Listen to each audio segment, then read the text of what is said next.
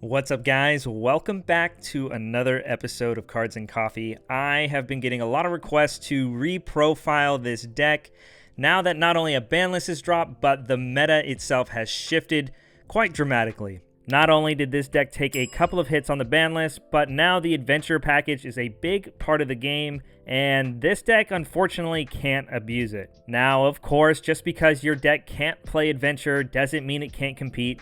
And to be completely frank, I think this deck actually has a really good matchup against all the other decks in the meta. Thanks to the adventure package, some of these decks take 2 or even 3 hand traps to stop them from playing. It's going to be pretty rare if one hand trap can just stop your opponent's combo, so really you need to be able to fit a lot of going second cards in your deck. Invoked Dogmatika's Shaddoll not only gets to abuse Winda, but the space that your engine requires in the main deck is very low. So it's really pretty straightforward. This deck has a lot of space to mess with, so being able to tech it out in any way you want to combat this current meta is what makes this deck so amazing. We'll go through the card by card. I'll explain exactly what I'm playing and why I'm playing it. The deck functionally does the same thing as last format, except for now, we're going to have to take a little different approach on our tech cards. But first, as always, guys, please go grab yourself a cup of coffee or something. That way you guys can sit down and tune in. Thanks, guys. All right, so starting things off, of course, it would not be an Invoked deck without Alistair. Of course, we're going to be playing 3 copies of him. The best normal summon in the game. People have been normal summoning him for years, and every year it gets that much better. I think the one thing that's really beautiful about this deck is it's something that gives you a constant advantage generator every turn, but not only that, being able to combine it with other very powerful engines alongside it just makes it to where the grind game with this deck can get very troublesome for your opponent. After the Alistair, of course, we're going to be playing 3 copies of Ecclesia, the best card for the Dogmatika engine. I think it's pretty straightforward. Of course, we're going to max out on her because not only does it get your engine online for the Dogmatikas, but it gets you access to Maximus, which gets you your Shaddoll engine. And on top of that, she does throw herself out on the field for free, so it sets up a lot of link plays if ever you need it. After the Ecclesia, of course, we're going to be playing the Maximus alongside the Fleur-de-Lis. Maximus obviously being one of the best cards in your deck. It's definitely a high-risk, high-reward kind of card, but if you can stick it and search the Schism, chances are you're probably going to win that game. As for the Fleur-de-Lis, this is very standard, being your searchable effect veiler, I guess. Not only that, but it is also a free body you can throw on the field, whether it's setting up OTKs or maybe even some link climbs. Fleur-de-Lis is definitely one of my favorite cards in the deck. There's just so many things you can do with it.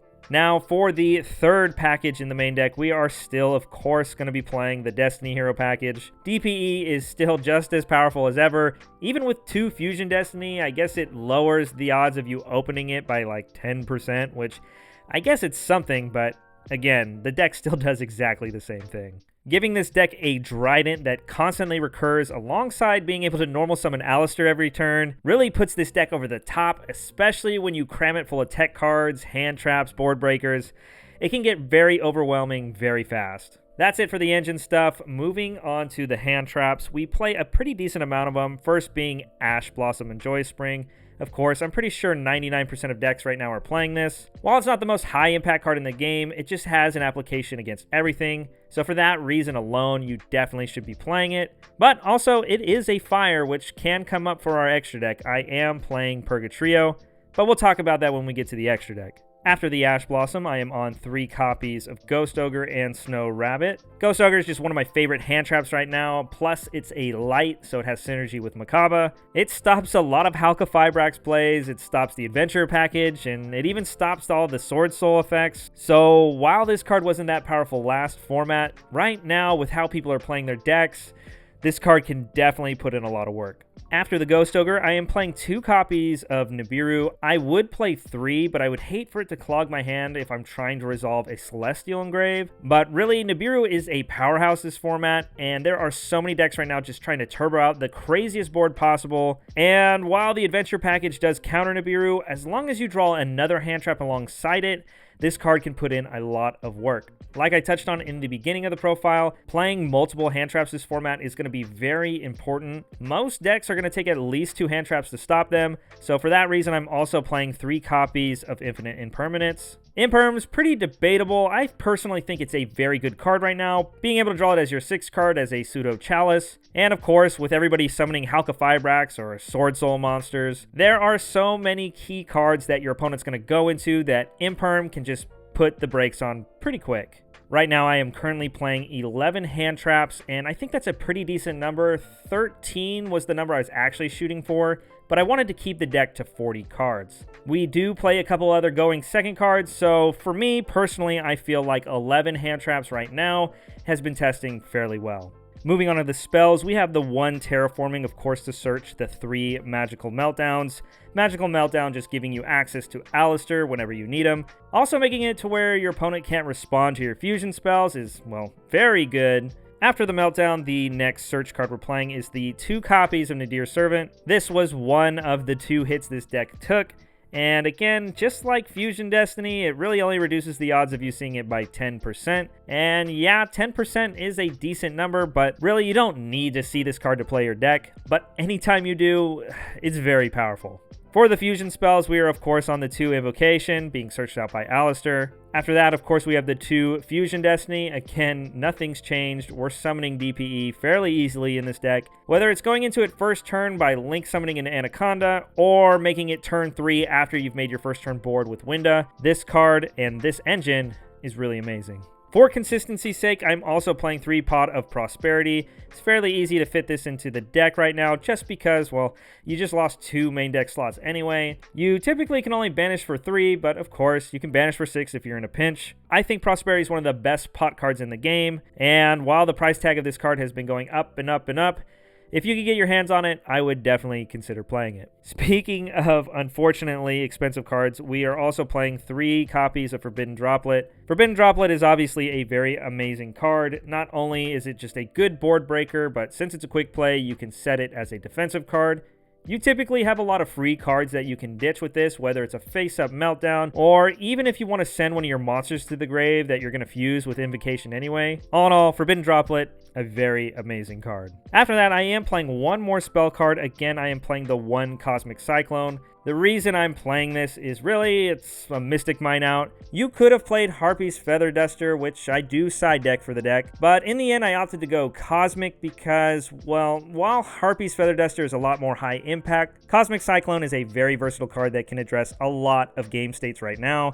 Plus, not only that, alongside Droplet and Imperm, it's just another card you can draw to make sure you don't get hit with Artifact Scythe. That's it for the spells. For the traps, of course, the 1 Schism and the 1 Punishment. Schism obviously giving you access to Window, which is basically an FDK, and Punishment just being the tech card that really sets up a lot of really cool ways to protect your field. Moving on to the extra deck, of course, we're still playing the Almirage with the Secure Gardener. Again, we don't play the Magicist because we want a Link monster in the grave for Maximus when we do our first turn combo. It does take up a slot in the extra deck, but it's pretty necessary in my eyes. After that, of course, we have the 1 Verte, giving you access to DPE. And for a new Link monster, we are playing the 1 Dark Charmer Gloomy. You don't need to play this card, and I had to cut a fusion in order to fit it, but really this card is so insane right now. There are so many dark monsters you can take, especially when your opponent's using DPE, so being able to get that out of their grave so it doesn't come back can be very helpful. For the fusion monsters, of course, we're playing the 1 DPE, one of the many win cons of this deck. We got the 2 Macabas for the Invoked engine. I still feel 2 is pretty necessary. We got the 1 Agoides as a follow-up to Macaba, popping cards and then also being a pop on your opponent's turn. And then for the last Invoked fusion, I'm playing the 1 Purgatrio. In the end, I cut the Ragin for the Gloomy, and really, you could play the Ragin still, but I don't find Ragin being a live target for my Invocation very often. And while people might be citing Droll Lock, and there's still Baron de Fleur running around, personally, I find that there's a fire monster in my opponent's graveyard more times than not because of Ash Blossom. Plus, again, we play the Almirage, so it's pretty much set up after turn 1 anyway. After that, we play the 1 Winda, of course, locking your opponent into 1 special summon a turn.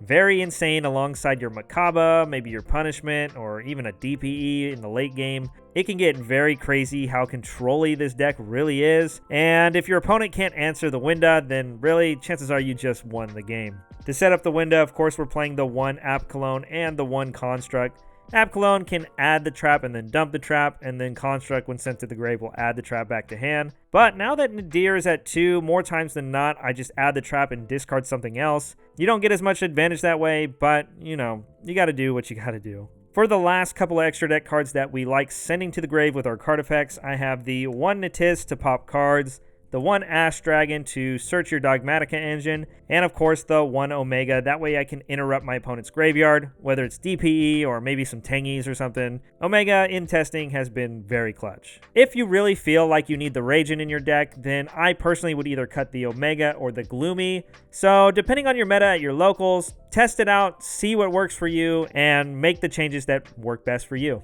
So that about wraps it up for me today, guys. I hope this update helps you out. Again, I got a lot of requests to go over my current list, and while not a lot has changed, my tech choices definitely have. Depending on what your local scene is or what tournaments you plan on playing in, the one beautiful thing about this deck is the versatility it has in whatever tech choices you can fit in it. So comment down below, what other tech choices have you made in your list, and is there anything else that you think is really good this format?